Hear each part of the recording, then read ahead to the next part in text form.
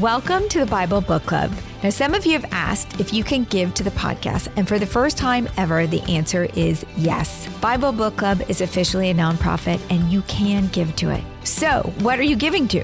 Well, we're rather simple in our structure. Heather, Buck, Haley, and I do this in our free time. That means all of your gifts will be used to reach new listeners. Currently, the podcast has grown by word of mouth and just $1,000 a month of personal funds used to reach new listeners through digital ads. But think about how much we could grow the podcast in 2025 if you gave and we doubled or tripled that monthly spend. Ponder the math and consider giving today so that we can reach more listeners like you. We will put the link to donate in the show notes. Thank you for listening and giving. This is the Bible Book Club, the book of 2nd Chronicles.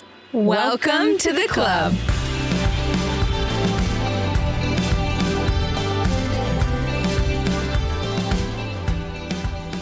Welcome to Season 14. If you've just found us for the first time, know that we call this podcast the Bible Book Club because the Bible is the #1 selling book of all time. It must be read, and it is fascinating to discuss. And we make it easy for you to do both. We read and discuss. You download and listen. So if you're with us in 1st Chronicles, you will recall that 1st and 2nd Chronicles were originally written as one book. So we're actually right in the middle of a story. Chronicles is the story of Israel's history, written to remind the returned exiles of their spiritual heritage and God's faithfulness to his covenant promises. The author, or chronicler as we call him, wanted this retelling to encourage the people, even though their situation was difficult, and inspire them to be faithful to God. So he portrays the reigns of David and Solomon in the best possible light. Their stories of the past provide hope for the future. Now, one more helpful thing to remember is the role that Chronicles plays in the greater story of the Bible. The books of Kings explain why the exile happened and were written during the exile. The books of Chronicles encourage faith and hope and were written after the exile. The books of the prophets called for repentance and warned of judgment before, during, and after the exile. So these three groups of books overlap in different ways and have different purposes. All right, Susan, so you're talking about the book of Kings, the book of Chronicles, and the prophets. So Can you explain how these exiles came to be exiled? Yes. Okay, so remember, Israel became a great nation and they disobeyed, they sinned and disobeyed, and so they lost the promised land. They were actually deported by the Babylonians. First, somewhat, but because of the Assyrians, then the Babylonians. And so the exiles, the returned exiles we're talking now, have come back because King Cyrus lets them come back and they are trying to rebuild the temple. So there's a before and after group of Israelites. And these are the after group in Chronicles. Okay, we have a key verse. It's actually from 2nd Chronicles. 2nd Chronicles chapter 7, verse 14. If my people who are called by my name will humble themselves and pray and seek my face and turn from their wicked ways, then I will hear from heaven and I will forgive their sin and will heal their land. And that's really where the exiles are right now in our story. They've returned. They've humbled themselves and they have returned, and now they're getting a second chance in the promised land. Okay, our story in 2nd Chronicles opens with Solomon as the new king of Israel. Scene 1, Solomon seeks God. Chapter 1. Solomon, son of David, established himself firmly over his kingdom, for the Lord his God was with him and made him exceedingly great. Then Solomon spoke to all Israel, to the commanders of thousands and commanders of hundreds, to the judges, and to all the leaders in Israel, the heads of families. And Solomon and the whole assembly went to the high place at Gibeon, for God's tent of meeting was there, which Moses the Lord's servant had made in the wilderness. Now David had brought up the ark of God from Kiriath-Jearim to the place where he had prepared for it, because he had pitched a tent for it in Jerusalem. But the bronze altar that Bezalel, son of Uri, the son of Hur, had made, was in Gibeon in front of the tabernacle of the Lord. So Solomon and the assembly inquired of him there. Solomon went up to the bronze altar before the Lord in the tent of meeting and offered 1,000 burnt offerings on it. Okay, here's the situation. Gibeon was where the ancient rulers had set up the tent, but the ark was actually in Jerusalem. But to make an offering, Solomon had to go to Gibeon because that's where the altar was. Okay, just so you know the lay of the land here. In our last episode, David had a few final words for his son Solomon. Our last episode was the final chapters of 1 Chronicles, but listen to what David said to Solomon. 1 Chronicles chapter 28, starting in verse 9. And you, my son Solomon, acknowledge the God of your father and serve him with wholehearted devotion and with a willing mind. For the Lord searches every heart and understands every desire and every thought. If you seek him, he will be found by you.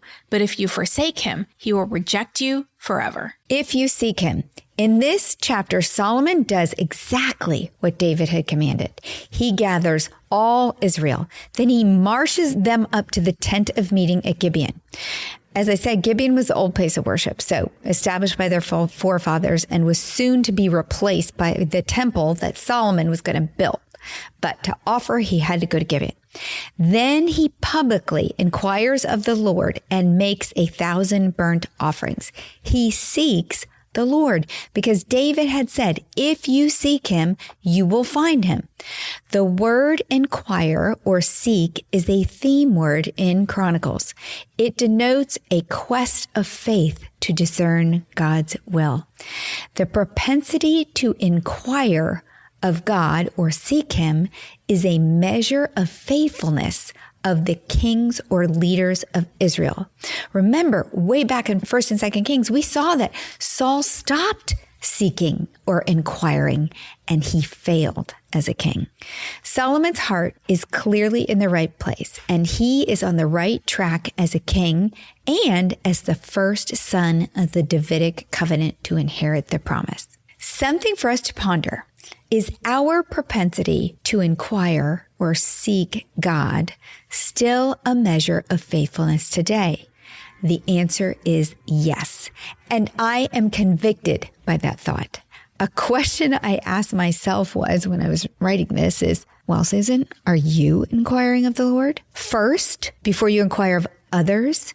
Last, or only when you're desperate, or never? Ouch. Back to our story. Solomon seeks God with all Israel in tow at Gibeon, and God does not disappoint. He is pleased and promptly responds to Solomon's faithfulness. Scene 2, Solomon asks for wisdom instead of wealth. Verse 7. That night God appeared to Solomon and said to him, ask for whatever you want me to give you. Solomon answered God, you have shown great kindness to David my father, and have made me king in his place. Now, Lord God, let your promise to my father David be confirmed, for you have made me king over a people who are as numerous as the dust of the earth.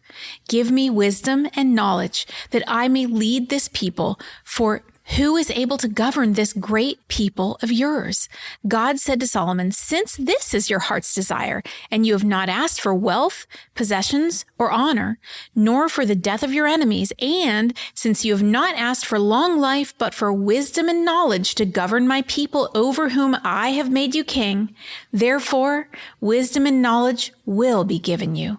And I will also give you wealth, possessions, and honor, such as no king who was before you ever had, and none after you will have. Then Solomon went to Jerusalem from the high place at Gibeon, from before the tent of meeting, and he reigned over Israel. Solomon demonstrated his love for God in his worship at the tent of meeting. And here, Solomon demonstrated love for others in his request for wisdom to lead the people.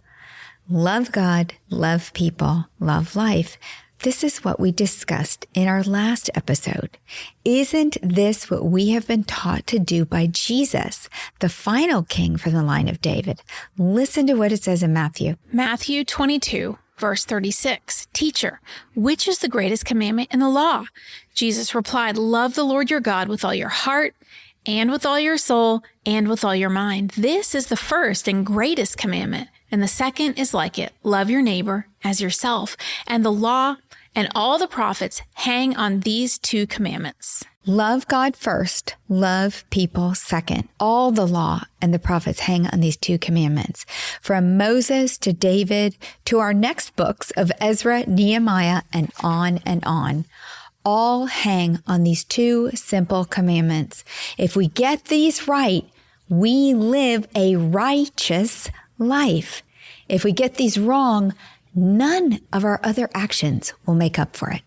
Love God, love others, and you will love life. That does not mean it will be easy or perfect. It was not for David, for Solomon, Abraham, Jacob, Ruth, Esther, etc., etc.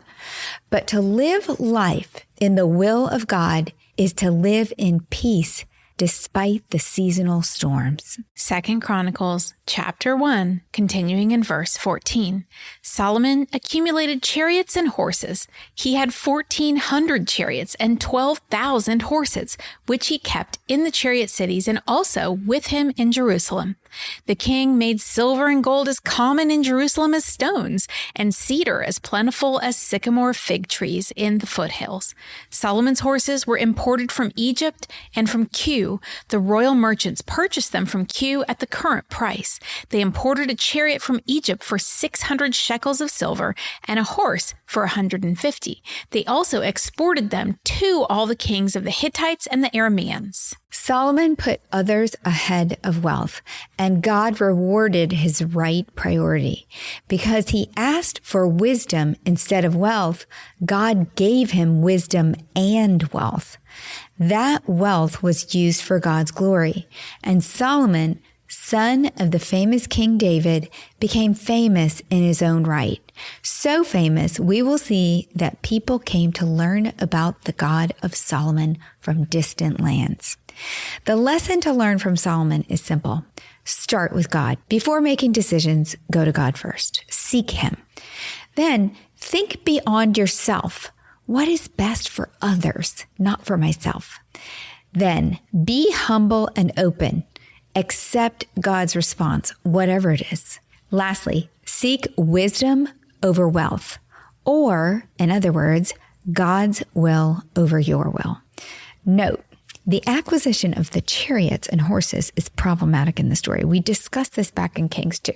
It was a direct violation of Moses' command in Deuteronomy 17 because it showed reliance on military might rather than God's strength, and it established trade relationships with Egypt.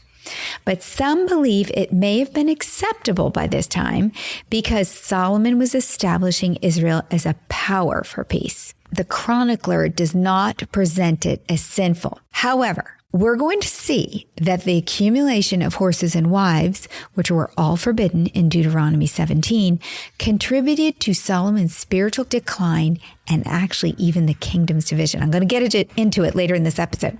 So while Solomon was on the rise up, the enemy was worming his way in. Scene 3. Solomon improves the plan and cuts a deal.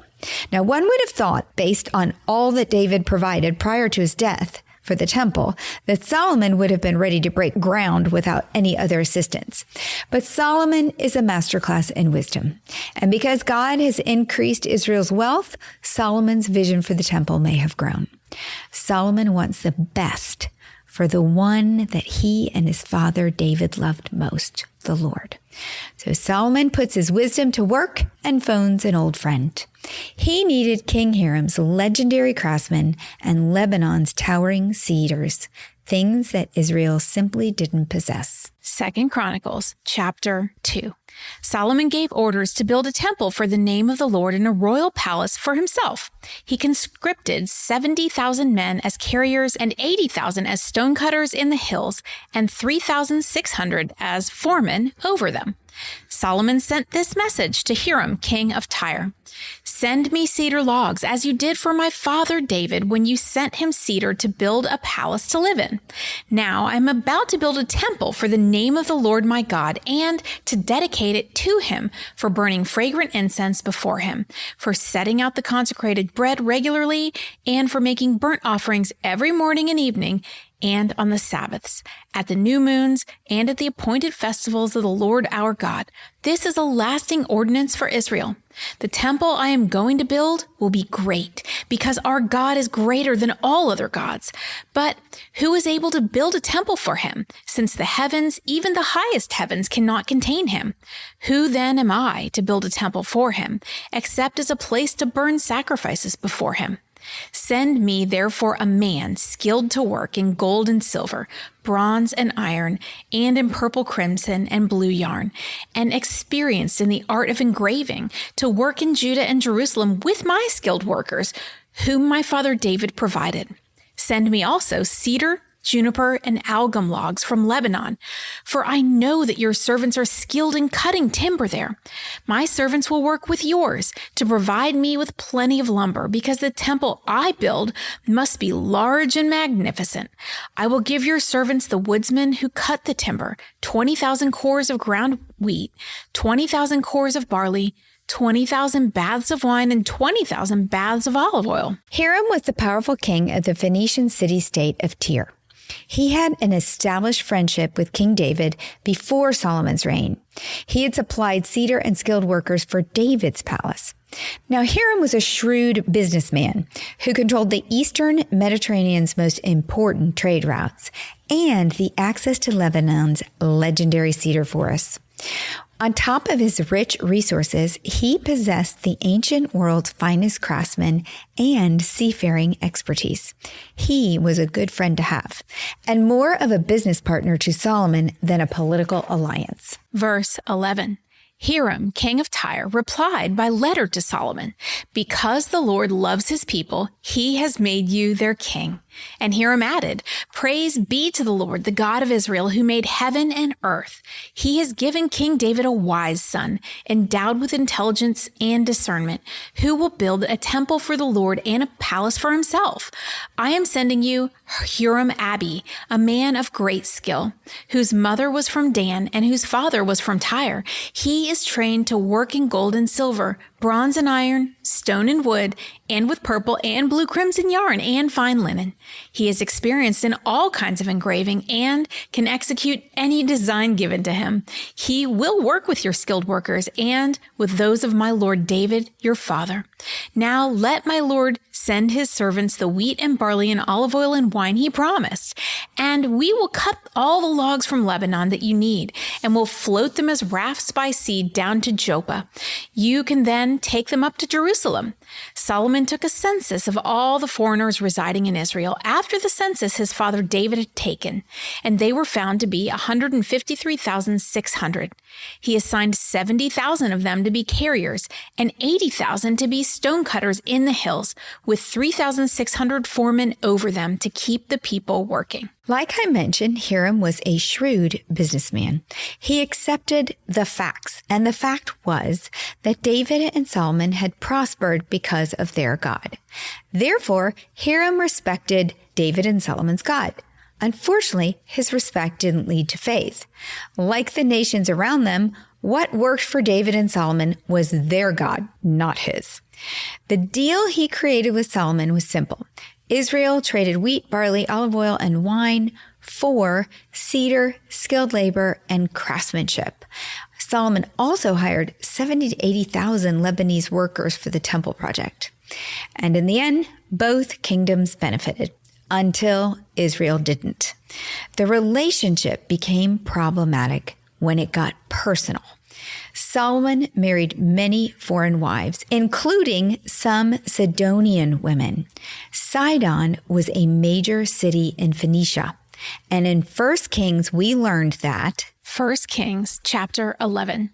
King Solomon, however, loved many foreign women besides Pharaoh's daughter, Moabites, Ammonites, Edomites, Sidonians, and Hittites. They were from nations about which the Lord had told the Israelites, "You must not intermarry with them." because they will surely turn your heads after their gods. Nevertheless, Solomon held fast to them in love. He had 700 wives of royal birth and 300 concubines, and his wives led him astray. As Solomon grew old, his wives turned his heart after other gods, and his heart was not fully devoted to the Lord his God, as the heart of his father had been. He followed the Ashtoreth, the goddess of the Sidonians, and Molech, the detestable god of the Ammonites. So Solomon did evil in the eyes of the Lord. He did not follow the Lord completely, as David his father had done. Solomon was wise, but that doesn't mean he couldn't be tempted. And sometimes temptation can lead even a wise man down a foolish path. In the end, Solomon followed other gods, including Ashtoreth, a goddess of Phoenicia. Unfortunately, other kings after Solomon followed suit, and it got even worse later during King Ahab's dynasty with his marriage to Jezebel, a Phoenician princess. For more on all the havoc Jezebel wreaked on both the northern kingdom and Judah, go back to season 11 and start with episode 15 called Ahab and Jezebel, Israel's most wicked couple. It all started here with Solomon and Phoenicia.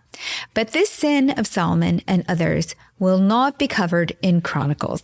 Like David and Bathsheba, those stories are documented in the books of Kings. The stories covered in Chronicles are a highlight reel of sorts, like a motivating video to fire up the home team. Like the Instagram. The returned exiles of Israel are the home team, and they need to be motivated, so we take out all the bad plays. Scene 4. Finally, the temple build begins. And this building is a big deal. Even today, the former location of the temple is a big deal. Recall from 2 Samuel that the temple was built on the threshing floor purchased by David, located at Mount Moriah. Nothing is left to be seen of the temple. It is covered by the most famous and oldest Islamic building. The location is the most sacred and disputed real estate in the world. It is a holy place for Christians, Jews, and Muslims. The rock on Mount Moriah is believed by Muslims to be the place from which the Prophet Muhammad ascended into heaven.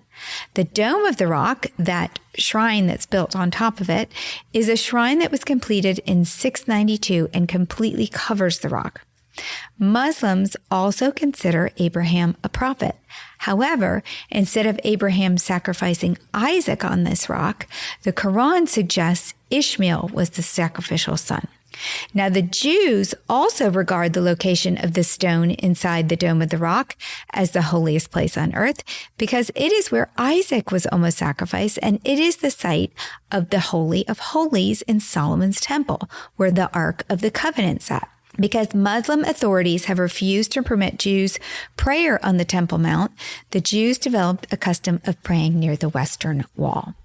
To Christians, the rock, formerly the temple, is sacred because it is where baby Jesus was presented in the temple. It was where Jesus was found among the teachers as a 12-year-old. It's where he prayed and taught and drove the money changers out of the temple precincts. It's where the veil was torn when he died on the cross. The temple represents all that Jesus fought to give us access to without the never-ending constraints of sacrificing for atonement. Before we jump into building the temple, you can take a look at the show notes for drawings of both the tabernacle and the temple for comparison, because they're modeled after each other. And for those of you who are curious about where the temple was built, I've also provided links to a map of Mount Moriah and the temple, a video tour of the Temple Mount and the Dome of the Rock exterior on Mount Moriah, a video of the inside of the Dome of the Rock, and a picture of the rock inside the dome. All right, moving on. The chronicler's description of the building is brief because of whom he is writing to. The returned exiles are in the process of rebuilding the temple and were very aware of what it needed to look like. So the chronicler's focus is on the temple's spiritual significance and worship. He also omits describing Solomon's palace, which was adjacent to the temple. So if you would like more detailed description of that building, Solomon's palace, and God's instructions to Solomon, you can listen to Bible Book Club Season 11, Episode 4. Now we'll get back to our story in 2 Chronicles in chapter 3. Then Solomon began to build the temple of the Lord in Jerusalem on Mount Moriah, where the Lord had appeared to his father David. It was on the threshing floor of Uraunah the Jebusite, the place provided by David. He began building on the 2nd day of the 2nd month in the 4th year of his reign. The foundation Solomon laid for building the temple of God was 60 cubits long and 20 cubits wide, using the cubit of the old standard. The portico at the front of the temple was 20 cubits long across the width of the building and 20 cubits high. Okay, so the chronicler gives us a much shorter description of the exterior, interior, and entrance. The exterior measured approximately 90 feet long by 30 feet wide and was 45 feet high. It's very, what do you call it? Divisions of 15. Can you compare it to anything today? Like how many football fields? Oh, not even one. I mean, it's 90 feet long. A football field's 100 yards. Okay, so that puts it in perspective. Yeah. It was not a big building. Actually, Solomon's palace was much bigger. All right, the temple size was double the size of the tabernacle. The front porch added another 10 cubits. Around the 3 other walls, other than the front entrance of the exterior, there were 3 stories of side rooms built. Again, you can see this in the map that we have in the show notes. The temple was a small building compared to other buildings that Solomon had. However, it was a part of a much larger royal compound and the adjacent palace. They were all kind of together. I never realized that before I looked at the map, that the temple was actually right attached to the palace. The interior included a long and narrow main hall or holy place, and the inner sanctuary at the end of the main hall for the ark called the most holy place, or was called the most holy place, or Holy of Holies. The entrance to the sanctuary was through the front porch. The entrance to the side rooms and stairs were on the south side of the temple. Continuing in chapter 3, verse 4, he overlaid the inside with pure gold. He paneled the main hall with juniper and covered it with fine gold and decorated it with palm tree and chain designs. He adorned the temple with precious stones, and the gold he used was gold of Paravim. He overlaid the ceiling beams, door frames, walls, and doors of the temple with gold, and he carved cherubim on the walls. He built the most holy place, its length corresponding to the width of the temple, 20 cubits long and 20 cubits wide. He overlaid the inside with 600 talents of fine gold. The gold nails weighed 50 shekels. He also overlaid the upper parts with gold. For the most holy place, he made a pair of sculptured cherubim and overlaid them with gold. The total wingspan of the cherubim was 20 cubits. One wing of the first cherub was 5 cubits long and touched the temple wall, while its other wing, also 5 cubits long, touched the wing of the other cherub. Similarly, one wing of the second cherub was 5 cubits long and touched the other temple wall, and its other wing, also 5 cubits long, touched the wing of the first cherub. The wings of these cherubim extended 20 cubits. They stood on their feet facing the main hall. Okay, the inner sanctuary, or the most holy place, was the resting place for the Ark of the Covenant. It was a perfect cube in dimensions, 20 cubits square. It was a golden cube, the walls, floor, and ceiling all overlaid with gold. Now, a biblical cubit was about 1.5 feet. The most holy place took up the entire last third of the temple, or 30 feet. The first 2/3, or 60 feet, was the main hall or holy place. This room was also gold. Solomon used a lot of gold. So basically the whole inside, all 90 by 30 feet, were gold. All right, the 2 cherubim inside the most holy place were 15 feet high, with wings that touched in the middle and expanded the width of the room, which made each cherubim also 15 feet wide. So they were huge, and they were gold too. In the drawing we have in the show notes, you will see that these cherubim most likely stood right behind or over the ark with their wings touching above it. Continuing in verse 14, he made the curtain of blue, purple, and crimson yarn and fine linen with cherubim worked into it. For the front of the temple, he made 2 pillars, which together were 35 cubits long, each with a capital 5 cubits high. He made interwoven chains and put them on top of the pillars. He also made 100 pomegranates and attached them to the chains. He erected the pillars in the front of the temple, one to the south and one to the north. The one to the south he named Jachin, and the one to the north, Boaz. The pillars of Jachin and Boaz were huge.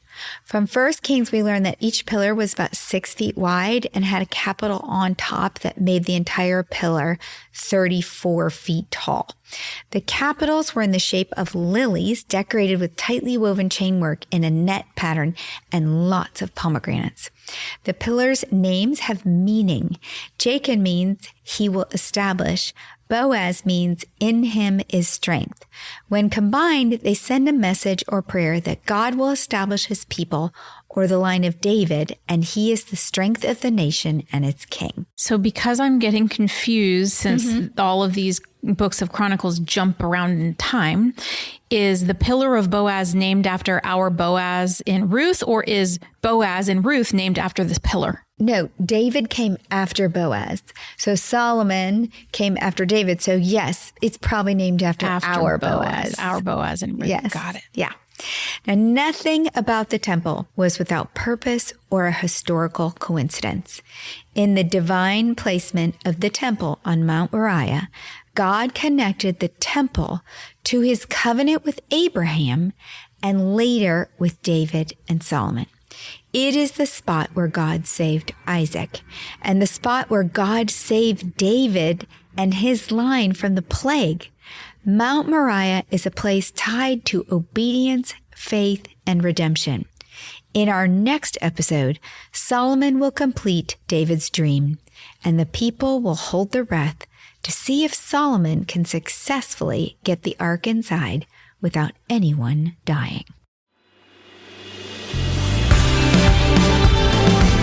We've got merch! Great news! Bible Book Club sweatshirts are here, and they're only available while supplies last. So if you want to snag yours, go to BibleBookClubPodcast.com/store. They're only going to be available while supplies last, so hurry and get yours. And if you're enjoying the Bible Book Club, why don't you share it? And then you and all your friends can listen and discuss. New episodes drop every Monday.